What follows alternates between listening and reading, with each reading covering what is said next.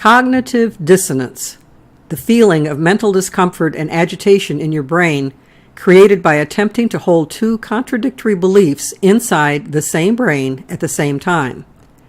The theory of cognitive dissonance was first used in the 1956 social psychology book When Prophecy Fails.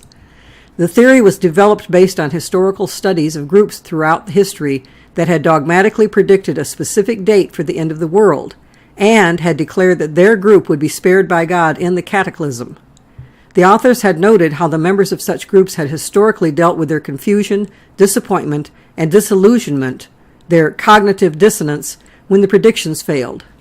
The book describes how, in 1954, a small team of researchers infiltrated a contemporary group that was predicting just such a cataclysmic event, to see if their ultimate responses to the failure of that prediction would match the theory. They did. The authors suggested that common sense would tell you that people would give up a belief in a prediction when it obviously didn't come to pass, and abandon the group that predicted it, but that common sense would be wrong. Although some members may jump ship, feeling foolish when their hopes are dashed, many will instead devote themselves to the false belief with even more fervor. Invest their efforts feverishly in proselyting, attempting to make new converts.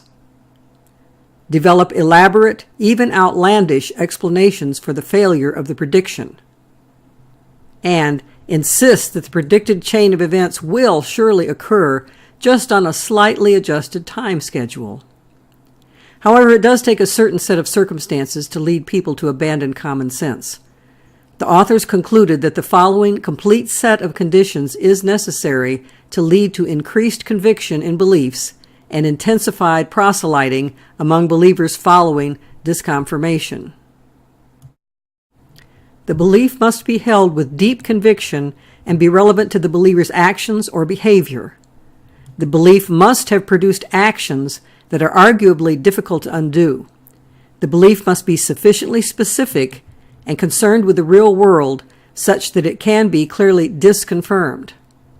The disconfirmatory evidence must be recognized by the believer, and the believer must have social support from other believers.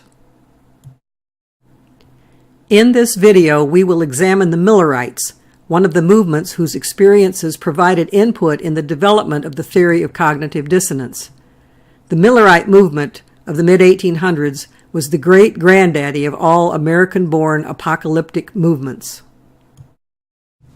You might expect a man who predicted the end of the world was some sort of social weirdo. Like those doomsday prophets you may have seen in photos, grim men standing on street corners wearing sandwich boards imprinted with the dire messages like, "The end of the world is nigh." But the wild-eyed doomsday prophet persona didn't fit Miller at all. He didn't start out in life to become a prophet. He didn't start out even caring much about the Bible and religion at all, let alone about prophecy. As a child growing up in New England, he did have some religious influence from his Baptist mother, but his father was a skeptic with no interest in religion at all. By the time he was 30, Miller had abandoned his Baptist upbringing and became a deist, a popular position at the time among those who considered themselves led by reason rather than emotion. Deists accepted the idea that there is a creator God, but were convinced that he does not directly interact with his creation. But 2 years later, Miller was a soldier in the War of 1812, and in his first battle at Plattsburgh, New York, he had a dramatic, life-changing experience. "The fort I was in was exposed to every shot. Bombs, rockets, and shrapnel shells fell as thick as hailstones," he said. One of the many shots had exploded 2 feet from him, wounding 3 of his men and killing another, but Miller survived without a scratch. "It seemed to me that the Supreme Being must have watched over the interests of this country in an especial manner, and delivered us from the hands of our enemies. So surprising a result against such odds did seem to me like the work of a mightier power than man." His seemingly miraculous escape from death led him to questions about the possibility of an afterlife. And that led him back to an involvement in religion. Challenged by his skeptic father to defend his renewed faith, Miller spent the next several years reading through the Bible verse by verse, studying each verse until he was satisfied he clearly understood it. His final decision was that the Bible was true and it revealed the future. Most importantly, it revealed Jesus was coming back to earth to take faithful believers to heaven and destroy the wicked. This was going to happen soon, and if you crunch the numbers carefully that are given in several prophetic passages, you could tell the exact year it was going to happen. Miller came to the adamant conclusion in 1818 that these momentous events would occur about the year 1843. But he still didn't rush out to warn the world. His was an intellectual understanding, and his approach was one of intellectual persuasion, not wild-eyed ranting. He continued to study privately several more years. By 1830, he was discussing his findings with local area preachers, hoping that one might be excited enough about them to begin preaching about them. He did not consider himself a public speaker and would have much preferred to have others spread his information. But he found no one who shared his enthusiasm, so in 1832 he submitted some articles to a Baptist newspaper and found his mailbox flooded with inquiries about his prophetic speculations. In 1836, his first book about his theories was published. According to his calculations, the second coming of Christ, often referred to as the Second Advent, would occur sometime between March 21st, 1843, and March 21st, 1844. This was back before PowerPoint presentations, of course, but in the 1840s, Miller made good use of the 19th century version of infographics in a series of lectures given in small towns throughout New England. This modern artist concept painting gives the feel of what it might have been like to be in Miller's audience. Here is a close-up of the colored chart shown in that painting, showing the biblical reference sources of much of Miller's number crunching. Before 1840, Miller only reached a small audience in his public preaching, but then he met Joshua V. Himes, the prominent and influential pastor of the large First Christian Church in Boston. Himes was also a publisher and an extremely adept early practitioner of modern methods of publicity and public relations. Himes became convinced of Miller's predictions in 1839. And by 1840, he was publishing and editing the first Millerite newspaper, The Signs of the Times. He organized conferences and camp meetings and published hundreds of items of Millerite literature. Himes organized extensive lecture tours for Miller and himself and commissioned the manufacture of the largest tent in the United States for use on these tours. The tent held an audience of 4,000, then was enlarged to hold over 6,000. It was such an impressive sight that people would come out just to have a look at it and end up staying for a lecture. Himes' promotional work brought Millerism to the attention of the world.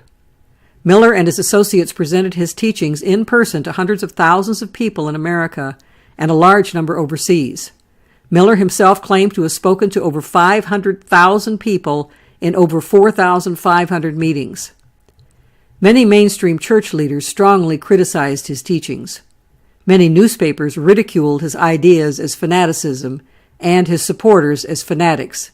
Still, they realized that sensational stories about the quirks of his followers increased the sales of their papers. At first, Miller encouraged his supporters to remain in their local churches and just attempt to share their beliefs about the prophecy with others. As March 1843 approached, it became obvious that the Millerites' beliefs left them more and more estranged from the religious mainstream. So by the final months before the expected Advent, many had left their former congregations and formed small, independent fellowship groups, often just meeting in homes to study the Bible and pray together. Outsiders usually referred to such groups as Millerites, but they preferred to call themselves Adventists, because the focal point of their belief was that the Second Advent was very near. Although hundreds of thousands were exposed to Miller's ideas, it is estimated that 50,000 or so people were ultimately strongly committed to Millerite beliefs by 1843. At first, Miller had thought that the rapture would occur on March 21st, 1843. But when that date came and went, he shifted to emphasizing he hadn't been dogmatic about the exact date, just that the rapture would occur sometime before March 21st, 1844. In February 1844, Miller follower Samuel Snow came forward to strongly suggest pushing the date forward to October 1844. He pointed out that the prophet Habakkuk had written, "For the vision is yet for an appointed time, but at the end it shall speak, and not lie.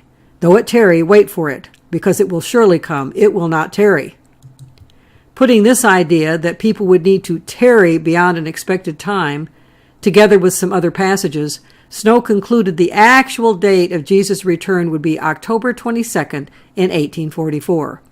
But at the time, most Millerites were still fixated on the March date, so Snow and his new theory were mostly ignored. But March 21st, 1844 came and went, and still no rapture. At that point, Snow was no longer ignored, as his October theory gave new hope to those disheartened by the failure of the March date. Many Millerite preachers began publicly promoting it.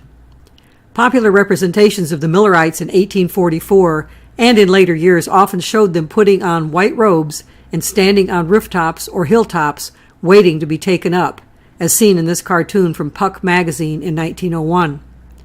Although perhaps a handful of zealous Millerites did so, this was mostly an antique version of an urban legend.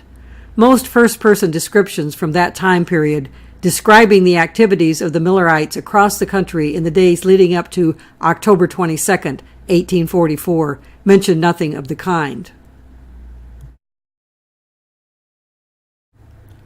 Newspaper editorial cartoonists could be particularly harsh in their ridicule of what they considered utter nonsense. This cartoon shows the main tabernacle building where Miller was preaching being raptured to the heavens. Miller sits on the roof on top of one of his great charts. Followers cling onto the building. Down below are people raising their arms, hoping to be taken up also, but it looks like many will be left behind. That would include Joshua V. Himes. He stands on piles of money bags on a platform, with a demon holding him back who declares, "Joshua V., you must stay with me." The names of the Millerite magazines Himes published are plastered on the side of the platform. The cartoonist is accusing Himes of being in it for the money. But October 22nd also passed without the rapture. Here's how one of the Millerite leaders described his own reaction to what has long since been known as the Great Disappointment. "Our expectations were raised high, and thus we looked for the coming of the Lord till the clock told 12 at midnight. The day had then passed, and our disappointment became a certainty. Our fondest hopes and expectations were blasted, and such a spirit of weeping came over us as I never experienced before. We wept and wept till the day dawned. I mused in my own heart, saying, 'My Advent experience has been the richest and brightest of all my Christian experience. If this has proved a failure, what was the rest of my Christian experience worth? Has the Bible proved a failure? Is there no God, no heaven, no golden home, no paradise? Is this all but a cunningly devised fable? Is there really no reality to our fondest hopes and expectation of these things?' Yes, the great disappointment came. So what then? For those without much investment in the theory, who only temporarily bought into the prediction to save their skins, just in case, there was little reason for the failure of the date to affect their belief in God or the Bible or Christianity in general. Many went on back to their old churches. But for the true believers, it was a much different story. Although the predicted date was the center of their Adventist belief, it had become an integral part of a more extensive set of convictions and practices that led to identifying themselves as Adventists, not just Baptists or Methodists who happened to temporarily believe in a prediction. The reactions of these true believers was a textbook perfect example of cognitive dissonance in action.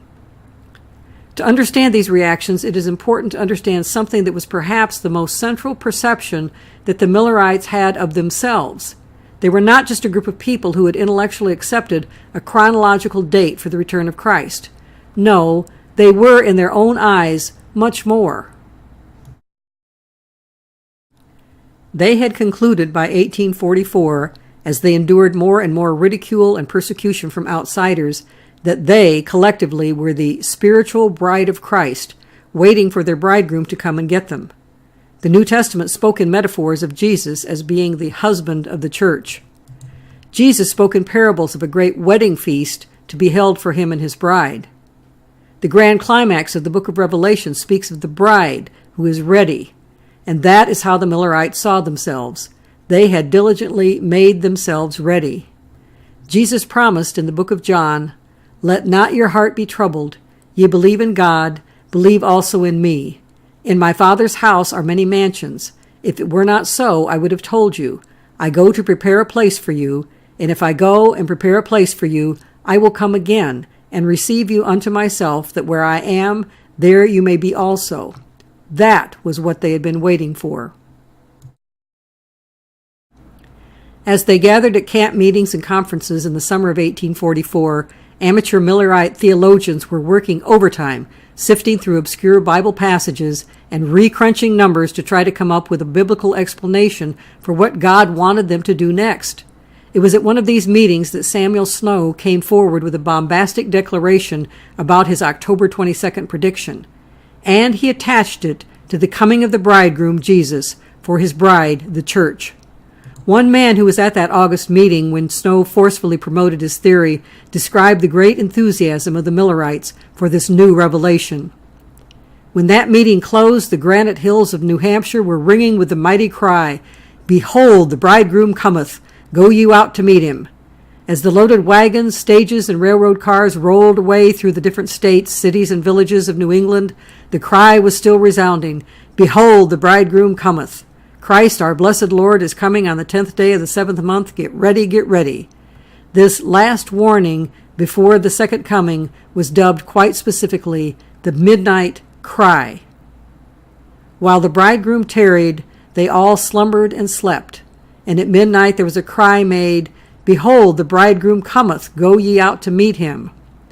News of Snow's teaching spread quickly among the Millerites, and was finally accepted by most. It took Miller himself a while to embrace this new idea, but as the date approached, he finally endorsed it and joined the majority of his followers once again to wait in anticipation. And the Millerite true believers proved their rock-solid belief in this new reality. One man who was there described the final lead-up to October 22nd this way: "All grew more enthusiastic. Crops were left unharvested, their owners expecting never to want what they had raised. Men paid up their debts. Many sold their property to help others to pay their debts who could not have done it themselves. Beef cattle were slaughtered and distributed among the poor." Then October 22nd came and went. The comments of another Millerite who endured that great disappointment likely reflect how many felt the next day. "I waited all day Tuesday, and dear Jesus did not come. I waited all the forenoon of Wednesday, and was well in body as I ever was. But after 12 o'clock I began to feel faint, and before dark I needed someone to help me up to my chamber, as my natural strength was leaving me very fast, and I lay prostrate for 2 days without any pain, sick with disappointment." After reading many descriptions of the reactions of Adventists to the great disappointment of 1844, it recently dawned on me. These were not the feelings of someone whose intellectual theory had been proven wrong. These participants described their feelings exactly as if they were those of a bride waiting at the church on her wedding day for the bridegroom to come and marry her, and he doesn't show up. These are the feelings of Delta Dawn. If you are over 40, you may remember the chart-topping country music hit by that name from 1972, first recorded by little 13-year-old Tanya Tucker. It was later made a crossover pop hit by Helen Reddy. Yes, reading through the descriptions of some of the disappointed ones of 1844 recently, the Delta Dawn song came flooding into my mind. Here are the words. "Delta Dawn, what's that flower you have on? Could it be a faded rose from days gone by? And did I hear you say he was a-meetin' you here today to take you to his mansion in the sky?" She's 41 and her daddy still calls her baby. All the folks round Brownsville say she's crazy, 'cause she walks downtown with a suitcase in her hand looking for a mysterious dark-haired man. In her younger days they called her Delta Dawn, prettiest woman you ever laid eyes on. Then a man of low degree stood by her side and promised her he'd take her for his bride. "Delta Dawn, what's that flower you have on? Could it be a faded rose from days gone by? And did I hear you say he was a-meetin' you here today to take you to his mansion in the sky?" The song tells the tale of a jilted young lady who was so traumatized by being essentially left at the altar, she was unable to rationally evaluate her circumstances and get on with life. In other words, she was overwhelmed by the brain pain of cognitive dissonance. One side of her brain was filled with the unshakable belief that she had a wonderful lover who wanted to marry her and promised to take her away to a life of bliss. The other side was forced to entertain an irrefutable fact. He never showed up when he said he would to marry her and carry her away, to be with him always. Common sense would say that this should have shaken her unshakable belief, but common sense would be wrong. Instead of forcing a change in the belief of the wonderful lover, Delta Dawn's tormented mind sought a totally irrational solution to the problem. It became forever stuck in the Groundhog Day of their planned meeting. She played her part every day for 2 decades, showing up with her wedding corsage pinned to her chest and her suitcase in hand to search for him. He hadn't failed to come in her delusional world. He just hadn't come yet. Which brings us back to the world of the Millerites in 1844.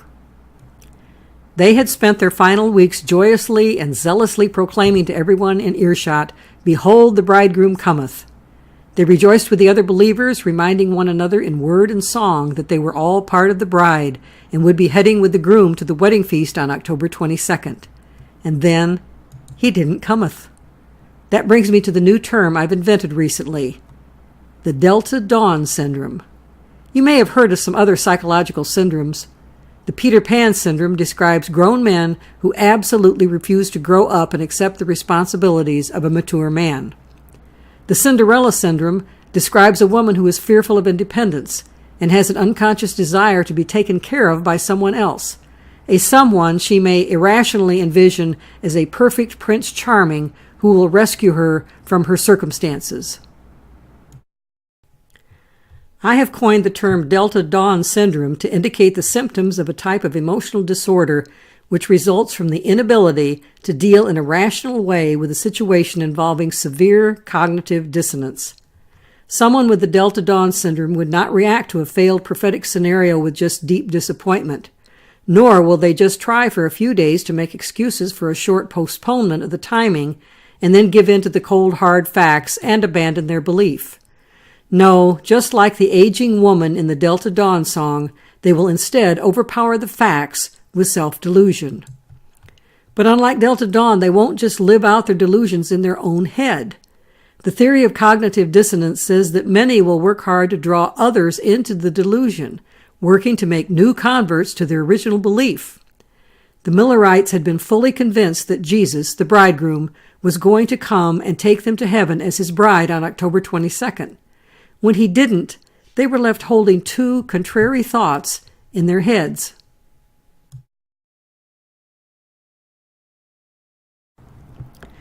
The circumstances provided a perfect storm of cognitive dissonance. The varied ways Millerites responded to that dissonance provided the social psychologist who wrote When Prophecy Fails with plenty of input for the creation of their theory in the 1950s. All of the conditions required in the theory applied to the Millerites. The group members had taken strong actions, difficult or impossible to undo, that confirmed their degree of commitment to the belief. Most had abandoned their former longtime church affiliations and even become estranged from family and loved ones who were skeptical or hostile to their belief in Miller's predictions. Many had quit their regular occupations in order to devote time to spreading the message, and many had spent or given away all their savings to prepare for the end.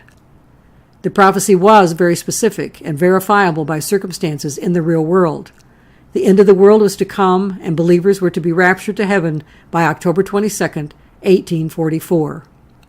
The group members thoroughly recognized that the prediction failed, were bewildered by this reality, and some were even described as being utterly despondent.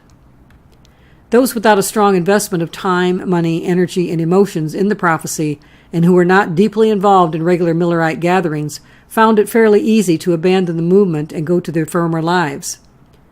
But those who had been committed for a significant amount of time to regular fellowship, who experienced the disappointment in the company of other zealous fellow believers, did rebound very shortly, with their faith strengthened and with a great zeal to spread their beliefs and make new converts.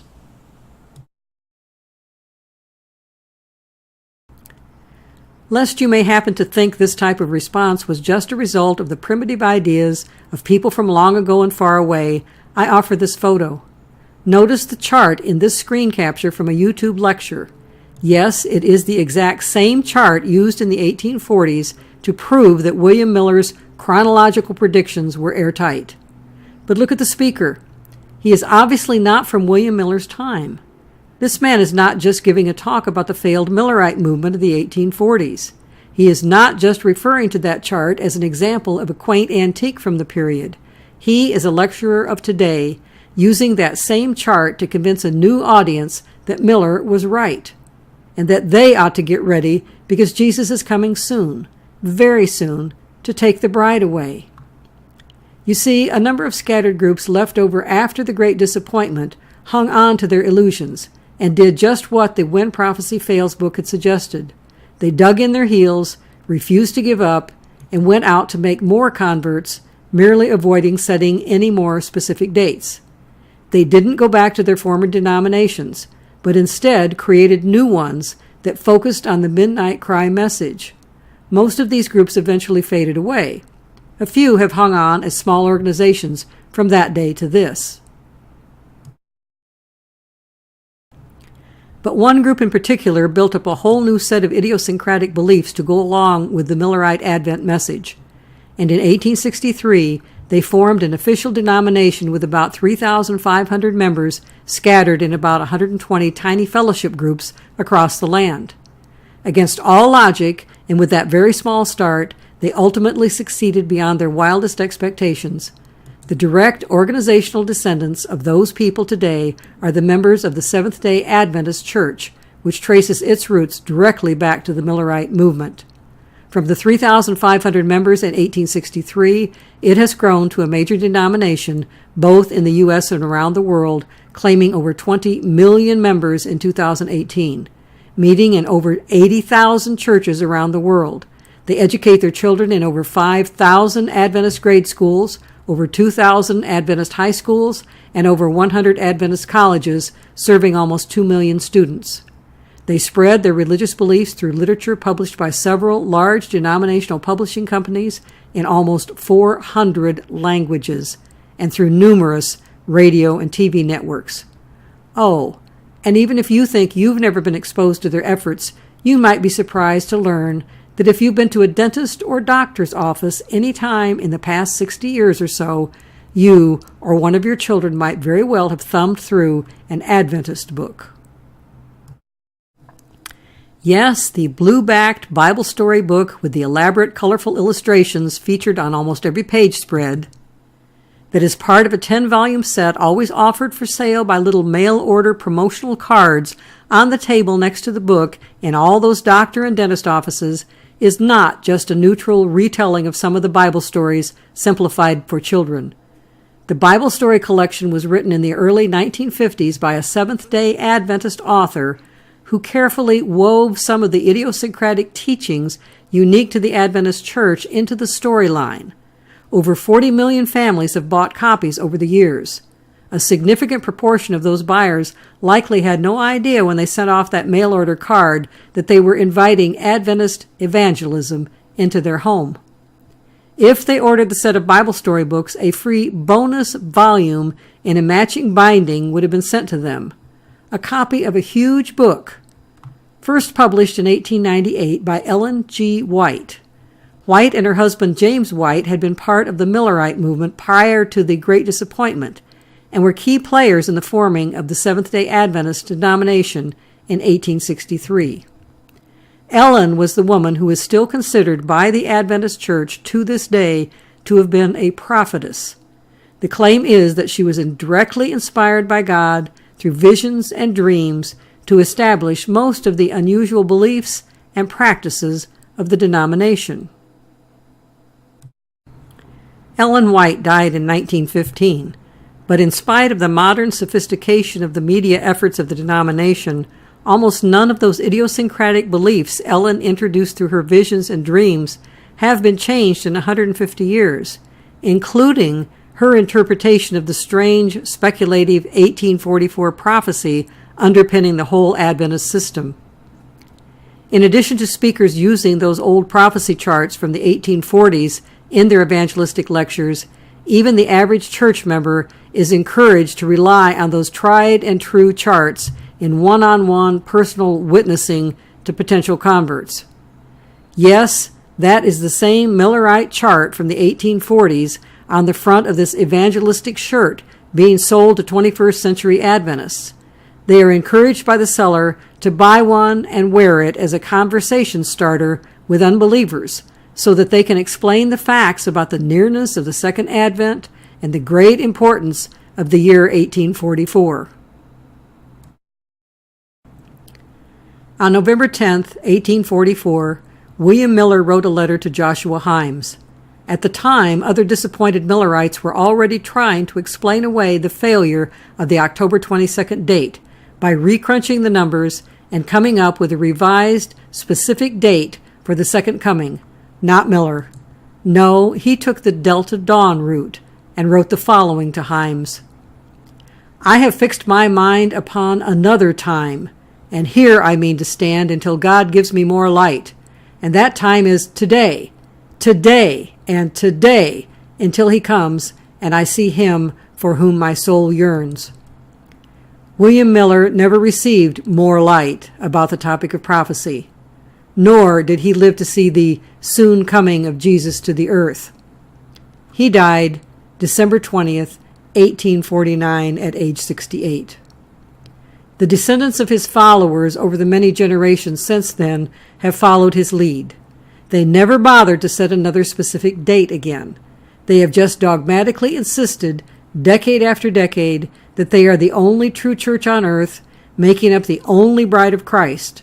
So if you want to be admitted to that wedding and marriage supper foretold in the Bible, you have to get on board their heaven-bound train.